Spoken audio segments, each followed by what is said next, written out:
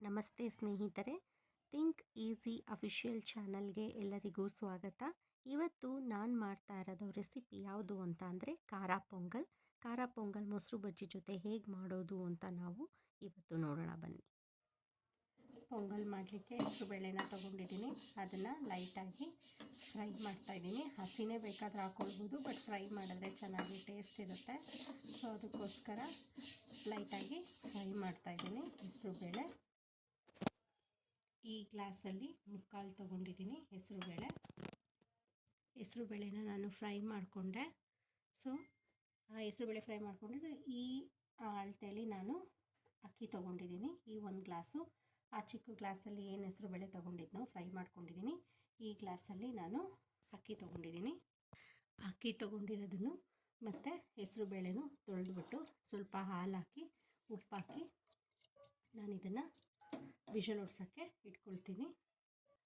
ಈಗ ಕ್ಲೋಸ್ ಮಾಡಿ ಒಂದು 3 ವಿಷಲ್ ಹಾಕ್ಸೋಣ. ವಿಷಲ್ ಹಾಕಿಟ್ಟಿದ್ದೀನಿ ನೋಡಿ. ಇಲ್ಲಿ ವಿಷಲ್ ಹೊಡ್ಸಾದ್ಮೇಲೆ ಈ ಥರ ರೆಡಿ ಆಗಿದೆ. ಸೊ ಪಕ್ಕದಲ್ಲೇ ನಾನು ಒಗ್ಗರಣೆಗೆ ರೆಡಿ ಮಾಡಿ ಇಟ್ಕೊಂಡಿದ್ದೀನಿ.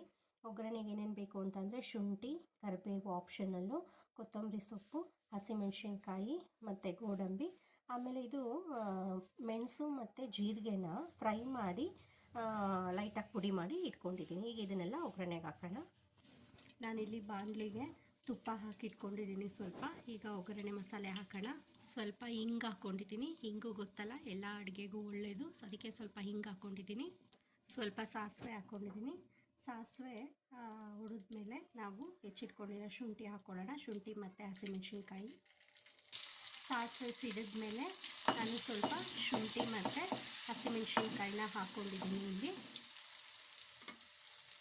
ಅವೆರಡು ಹಾಕಿದ್ದೇನೆ ನಾನು. ಕೊತ್ತಂಬರಿ ಸೊಪ್ಪಲ್ಲ, ಕರಿ ಲೀವ್ಸ್ನ ಹಾಕಿದ್ದೀನಿ. ಆಮೇಲೆ ಕೊತ್ತಂಬರಿ ಸೊಪ್ಪು ಲೈಟಾಗಿ ಉದುರಿಸ್ತೀನಿ. ಇದು ಸ್ವಲ್ಪ ಚೆನ್ನಾಗಿ ಫ್ರೈ ಆಗಲಿ. ಇದಕ್ಕೆ ಸ್ವಲ್ಪ ಉಪ್ಪು ಮತ್ತು ಅರಿಶಿನ ಕೂಡ ಹಾಕ್ಕೊಂಡಿದ್ದೀನಿ. ಇದಕ್ಕೇನೆ ಗೋಡಂಬಿನೂ ಕೂಡ ಹಾಕಿ ಫ್ರೈ ಮಾಡ್ಕೊತಾ ಇದ್ದೀನಿ. ಚೆನ್ನಾಗಿ ಫ್ರೈ ಆಗಲಿ.